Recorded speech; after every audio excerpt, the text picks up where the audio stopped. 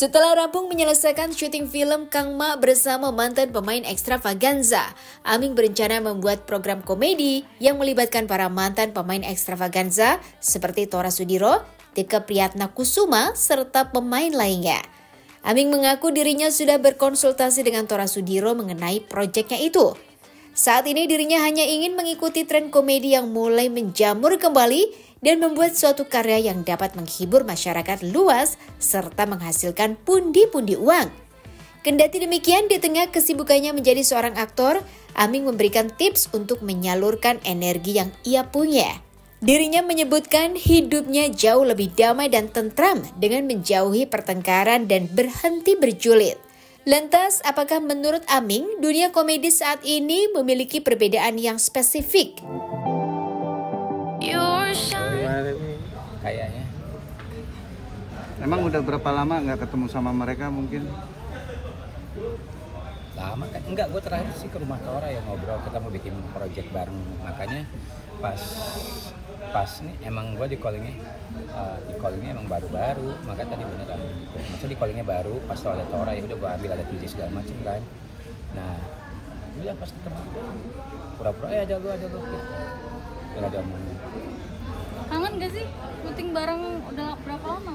Ya makanya doain ya, mungkin kita bakal insya Allah tahun ini deh kita bikin bareng-bareng apa gitu, tapi belum bisa gue publish.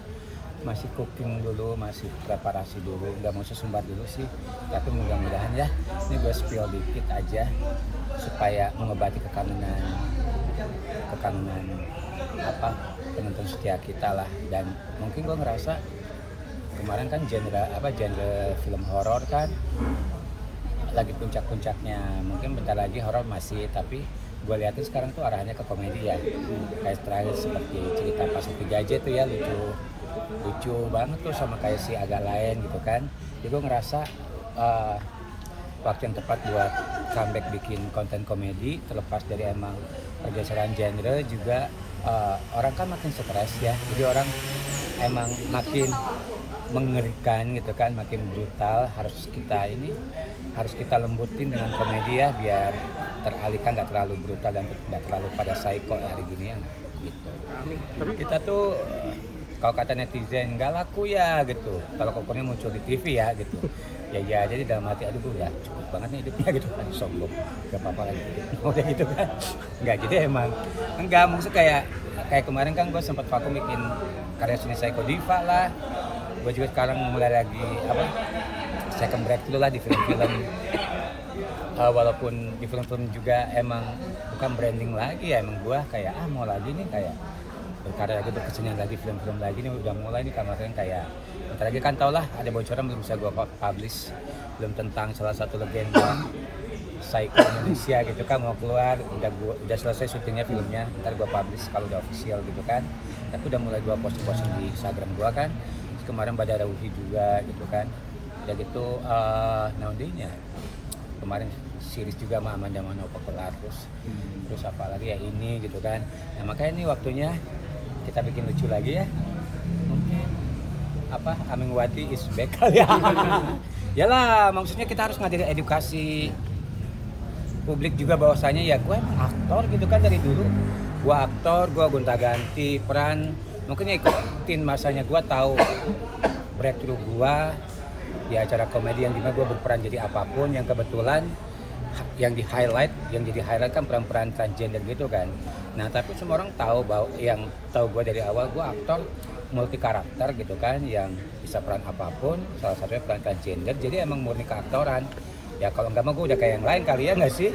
Nah mungkin tahun ini kita bikin lucu lagi ya. Mungkin Aming Wati is back, Pinky Boy is back, kita lihat aja.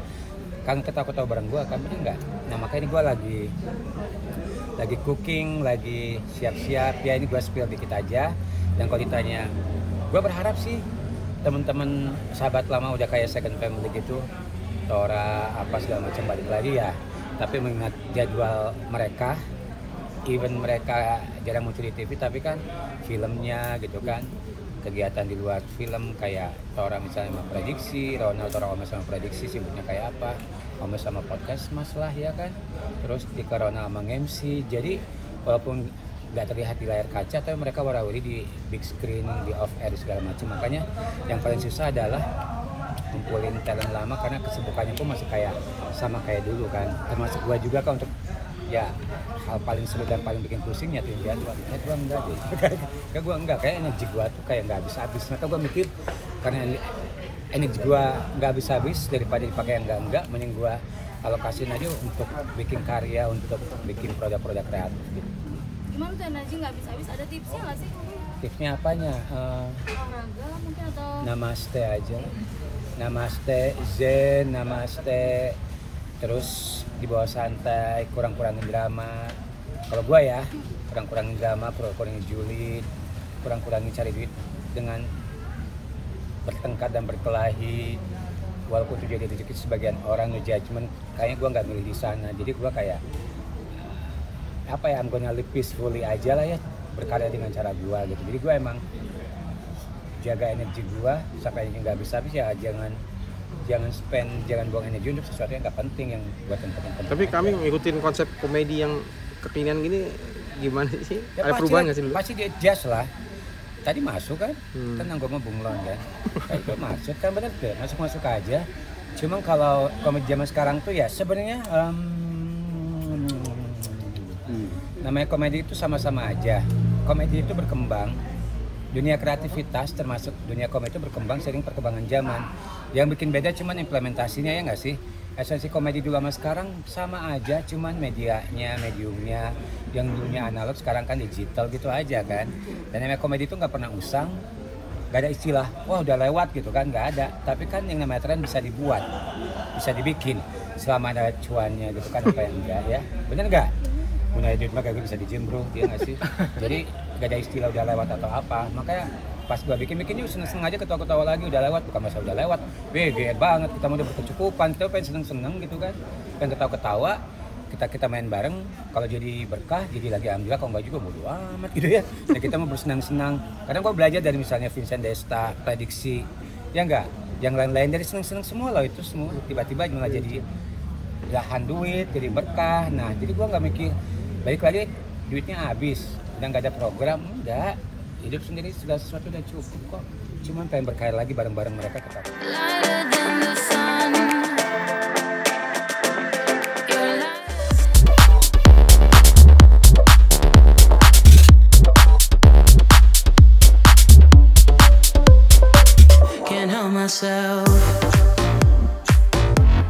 Selebriti cantik Arumi Bachsin kini sudah mulai mempersiapkan diri untuk menyambut bulan suci Ramadan. Hal yang paling utama dirinya siapkan adalah mental sebagai seorang ibu rumah tangga, karena menurutnya akan ada banyak rutinitas yang berubah dari hari biasanya. Selain itu, Arumi juga akan mengumpulkan berbagai resep masakan yang akan dirinya buat nanti, meskipun dirinya masih merasa kurang percaya diri dalam memasak. Ibu dari 3 anak itu mengungkapkan ada hal yang membedakan puasa di tahun ini, yaitu anak-anak yang sudah semakin besar, dan Arumi juga ingin mencoba untuk mengajarkan kepada mereka agar lebih serius dalam berpuasa. Lantas hal apa saja yang dirindukan Arumi pada saat bulan puasa?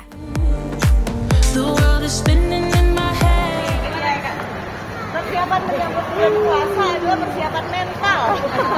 Kenapa Kak? Karena kalau buat mama ya di rumah itu kan kalau bulan puasa pasti ada rutinitas yang berubah. Pertama dari jam bangunnya, terus jam masaknya, terus juga mempersiapkan anak-anak. Karena di bulan puasa kan anak-anak juga tetap sekolah, jadi nanti ngajarin lagi sama kayak tahun lalu. Tapi ingat ya bulan puasa udah habis ya. Jadi persiapan mentalnya, terus juga persiapan ini resep-resep. Karena kalau bulan puasa tuh pasti keinginan masak tuh lebih tinggi. Jadi biasanya resep-resep buka atau resep-resep simpel buat sahur. Biasanya makanan apa sih yang di-request sama bapak nih mungkin? Apa ya, kalau dia tuh sebenarnya orangnya nerima aja. Cuman Mas Eno tuh suka sama lidah sapi. Jadi bisa disemur, bisa di cabai hijau dan sebagainya. Jadi kayak gitu-gitu pasti akan keluar lagi. Ada yang beda nggak sih Rumi untuk tahun ini sendiri? Tahun ini apa ya bedanya ya? Anak-anak tuh semakin besar kan. Jadi dari yang tahun lalu itu bolong-bolongnya mungkin banyak ya. dengan segala alasan gitu. Tapi tahun ini pasti aku lebih ngerasain lagi gitu. Maksudnya karena si kakak juga udah usia 9 tahun dan mau 10 tahun kan, jadi udah cukup untuk bisa mengerti dan lebih serius lagi puasanya. Dan sudah full belum si kakak? Si kakak tahun kemarin masih ada yang bolong, jadi itulah makanya aku bilang mempersiapkan mentalku dan mental. Tapi ini nanti full puasa di Jakarta atau di Jawa Timur? Kayaknya bolak-balik sih, karena Mas Emil juga sekarang ada kerjaan di Jakarta. Terus tapi kita juga masih punya kunjungan banyak di Jawa Timur. Jadi anak-anak juga sekolah masih di Surabaya, jadi akan bolak-balik. Pak Rumi, apa yang dirindukan di bulan puasa? Apa sih, mungkin kumpul keluarganya apa atau kumpul keluarga dan sebetulnya masakan mama juga sih. Jadi kalau bulan puasa tuh rutinitas setiap tahun tuh aku nyulik mamaku sebulan penuh. Dibawa ke Jawa Timur? Dibawa ke Surabaya, karena biasanya kan makanan lebih sejahtera ya gitu.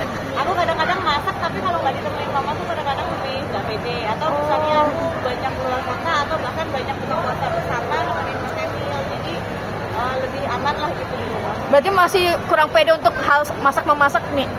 Kalau yang simpel-simpel, jadi ada masakan mamaku tuh yang lebih ribet-ribet kan. Jadi kayak tahu udang, terus juga sebaksa rendang dan kawan-kawannya. Nah kalau kayak gitu aku mungkin nggak terlalu pede. Cuman kalau yang simpel-simpel kayak cuma semur dan sebagainya ya.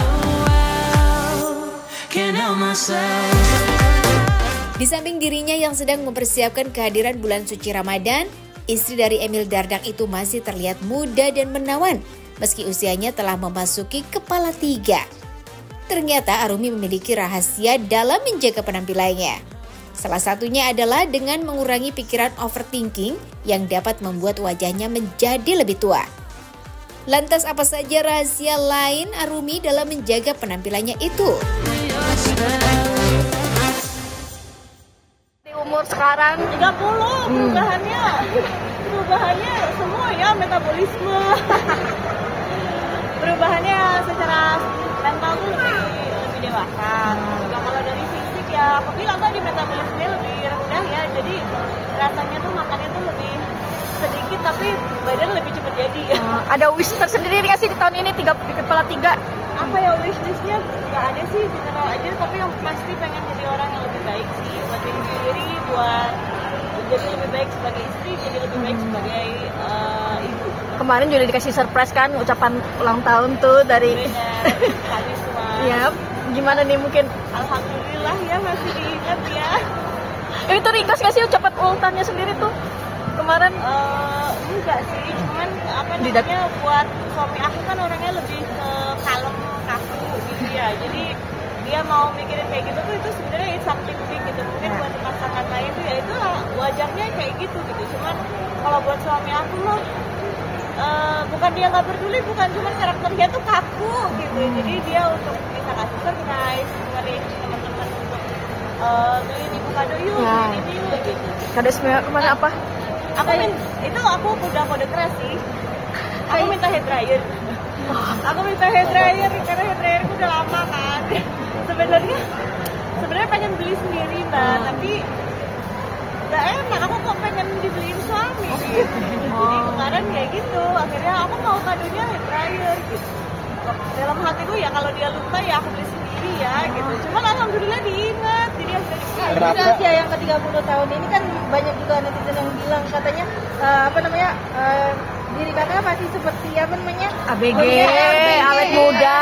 Lo tipsnya apa sih Mi? Berapa sih kak anaknya? 3. Oh oke. Tips awet muda seperti apa sih kak? Menjaga merawat diri itu adalah make up dan baju ya. Kalau order deal kayaknya sama aja deh. Enggak sih, berusaha aja. Jadi kalau namanya udah usia, pasti kan kita bisa ngerasain gitu ya. Ketika kita makannya udah mulai kebanyakan nggak sehat, pasti otomatis badannya lebih nggak enak. Jadi lebih di balance aja sih. Coba nggak overthinking, karena kan kalau semakin dewasa tuh semakin sebenarnya semakin cuek ya jadinya ya gitu. Jadi menyesal juga waktu muda banyak banget overthinking ya kan gitu. Kayaknya itu harus di stop gitu. Jadi mungkin kebanyakan overthinking juga bikin cepat tua. Budgeting ini nggak sih perawatan Mi? Kalau perawatan tuh sebenarnya ada, tapi bare minimum banget gitu mbak. Karena ya itu kalau ada waktu sebenarnya aku lebih ke anak-anak sih, karena anak-anak sebenarnya bisa ditinggalin. Jadi perawatan tuh bare minimum banget gitu. jarang sih. Ini baru mau mulai ini. Karena udah kepala 3 biasanya kan pasti udah secara biologis kita pasti menurun gitu kan. Jadi baru mau mulai plan gitu. Kak, tapi pure meninggalkan dunia entertain, nggak syuting, nggak terima job. Explain how I feel. It's better to enjoy the ride.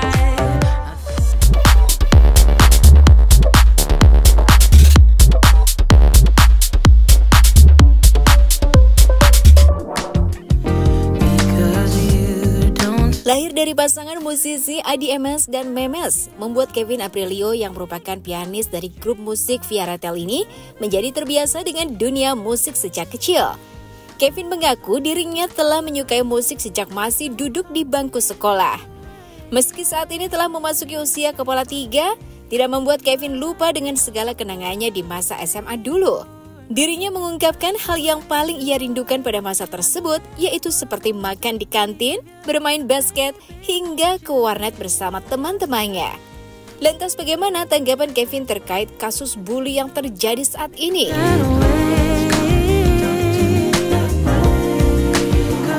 Ini apa? Dengan datang ke SMA ini mungkin seperti apa? Nostalgia gitu ya. Iya, senang banget sih bisa main ke Lab School Kebayoran dengan programnya Mas Kuya.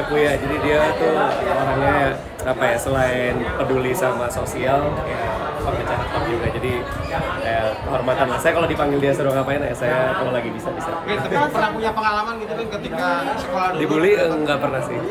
Soalnya saya orangnya sibuk sendiri gitu, jadi nggak ngurusin orang banget gitu. Gimana melihat sedang ramai tentang bully itu seperti apa sih? Mungkin mirisnya? Paling tadi kita kasih input ke teman-teman SMP SMA di sini. Kalau ngelihat bully gitu kita kalau sebagai pembuli ya sebaiknya kayak cari pelampiasan emosi yang lain kali ya. Kayak misalkan entah bermusik atau main game, mungkin nonton film seri, saya bisa anything gitu. Penyalurannya harus dicari aja sih sebenarnya supaya nggak ke orang gitu. Kalau mengingat soal masa SMA gitu, mungkin apa sih yang paling memorable buat kamu? Yang paling apa? Memorable masa sekolah, Memorable buat sekolah. Iya, masa sekolah. Apa ya? Ya berteman-bertemannya makan di kantin gitu-gitu kali ya, terus main basket terus pulang sekolah ke warnet gitu-gitu. Belajarnya juga sih. Kak Kevin mungkin sekarang sibuk apa sih? Paling Viaratel aja sih, mulai manggung lagi nih. Karena kemarin kan pemilu manggungnya agak berkurang karena banyak IO lagi kan bikin event juga kan. Pak, tapi pernah nggak sih Bang jadi korban bullying selama masa sekolah gitu? Belum pernah.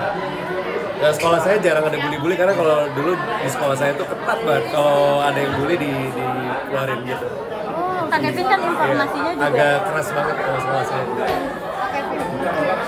Kak Kevin dengan informasinya kan juga Kak Kevin waktu itu lebih memilih untuk fokus di musik gitu. Nah mungkin itu seperti apa sih Kak Kevin? Lebih milih di musik? Ya waktu di zaman SMA itu kan iya karena mungkin dari kecil udah dibiasain bermusik jadi fokus di musik aja gitu. Ya kan waktu itu juga ternyata nggak menyelesaikan di masa SMA gitu. Nah mungkin itu seperti apa sih Kak? Dulu aku setahun lebih cepat karena pengen cepat berkarir di musik gitu. Jadi, ada fun fact gak sih di belakangnya gitu dengan kuliah? Enggak sih, kayak aku emang waktu itu, jadi aku intinya keluar sekolah lebih cepat setahun, tapi akselerasi gitu jadinya. Aku ambil homeschooling di 1 tahun terakhir supaya aku bandnya bisa cepat rilis gitu, karena udah siap bikin musik waktu itu. Kevin Axel berarti? Tapi bukan Axel sih, gimana ya, kayak ambil paket C di ending biar cepat bisa bermusik gitu. Tak hanya itu, suami dari Vicky Melanie itu masih tak ingin memberikan kabar terkait hasil program hamil yang mereka lakukan hingga saat ini. Kevin hanya mengatakan adanya perkembangan progres yang membuatnya merasa bahagia. Pasangan yang menikah pada tanggal 25 Oktober tahun 2020 lalu itu akan membagikan kabar gembiranya di waktu yang tepat dan kabar tersebut masih menjadi rahasia pribadinya. Lantas apakah ada perubahan yang terjadi pada keadaan sang istri saat ini?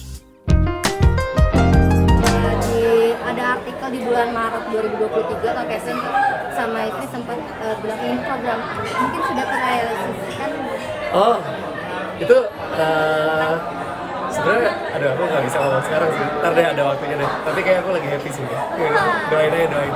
Atau mungkin sudah ada sedikit aja mungkin sedikit. Aku belum izin dia kalau harus bareng-bareng kali ntar ngomongnya. Tapi ya good news lah, mudah-mudahan ini good news. Tapi aku belum bilang iya atau enggak nih, cuman ya ada progres lah pokoknya dari pertemuan terakhir sama media. Wah, alhamdulillah. Mungkin program atau gimana ya? Pokoknya nanti deh aku jadwalin press conference sekalian deh. Mudah-mudahan deh ada good news lah. Cuman saya nggak mau nyampein sendiri. Apa sih bang mungkin yang bikin happy apa sih bang? Tadi kan bang Kevin bilang happy gitu, apa yang bikin happy bang? Yang bikin happy ya itu dia rahasia. Jawaban dari semua penantian kah atau seperti apa nih? Ya pokoknya ada progres lah dari terakhir itu. Mungkin itu ada masukan juga dari orang tua nih mungkin yang udah pengen cucu nih. Iya makanya ini ada good news nih. Makanya nanti saya sampaikan di waktu yang tepat. Pokoknya ada progres aja dibanding terakhir waktu sama media gitu. Artinya ini pembuka tahun gitu. Pokoknya di artikel judulnya Kevin senang ada progres gitu aja. Tapi belum enggak ya. Tapi ada sesuatu nih gitu. Mungkin boleh di-spill nggak sih mungkin? Nggak ada dianya masalah nggak enak tuh. Mungkin istri lagi suka apa gitu, mungkin ada yang berbeda setelah penantian yang lama ini. Pokoknya feeling saya sih iya sih ini. Kayaknya iya, tapi kayaknya ya. Ditulis kayaknya. Soalnya emang ada perubahan sih. Apa ya, mungkin salah satu ya? Ntar emang mau periksa sih. Obat satunya apa nih? Lebih ya ada ngidam-ngidamnya gitu kali ya. Iya. Ngidam apa mungkin Kak Kevin? Seafood kah atau? Apa ya? Makanan Jepang gitu-gitu. Atau ada perubahan berat badan mungkin Mas Kevin? Belum ngitung banget sih, soalnya dia kan kadang naik kadang turun tapi di sekitar segitu aja, masih belum jauh sih dari situ. Lebih mudian nggak? Dia kalau kalau perempuan menstruasi dia jaga moodnya bagus, jadi so far sih ini aman-aman aja. Tapi saya belum bisa spill ya, tapi ntar tunggu deh. Pokoknya ini ngatur deh nanti kita bahas. Berarti katanya belum periksa ke